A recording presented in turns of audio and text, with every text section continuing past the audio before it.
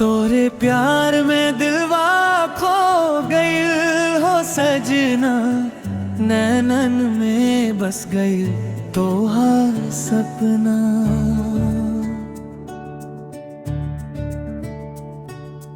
दिनवा ना काटे रतिया ना बीते, तोहरे बिना सोना लागे अंगना। तोरे प्यार में दिलवा खो गई, मनवा तोरे खातिर रो गई। जब से तोहरा से नैनवा मिलल, दिलवा हमार पागल हो गई। चुप के प्यार बढ़ल, जीवन में खुशबू घुल गई। तोहार हंसी जैसे चांदनी रात, तोहार बोली मिश्री के बाद। रोरा बिना अब कुछ ना भावे, तू ही जिंदगी तू ही सौगात। सांस सांस में बसल बाड़ू, दिलवा मेरा आज करेलू। तोरे खातिर ये सजना, हम तो सब कुछ छोड़ देबू। ऐ सजना सुनला दिल के बात, तोहरे बिना सुनी हर रात। आजा पिया अब बाहों में, रूरा बिना ना मिले राहत। बरखा के बूंदिया तन पे गिरल, तोहार याद दिलवा में भरल। भींजल चुनरिया भींजल अरमां, प्यार के दीप दिल में जरल।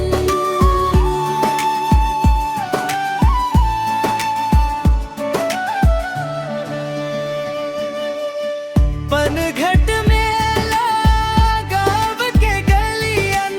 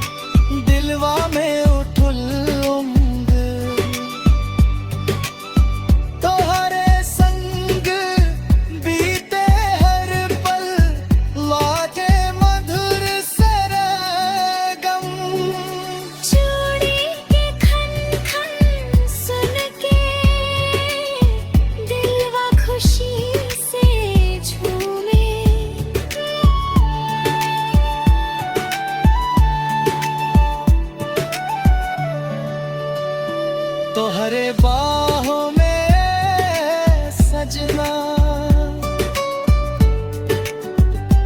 मनवा चैन से भूवे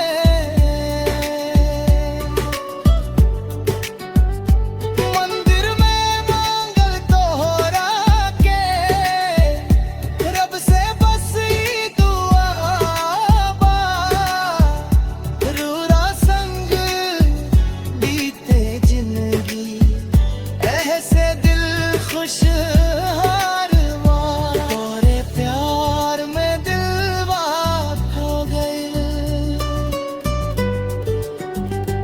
मनवा तो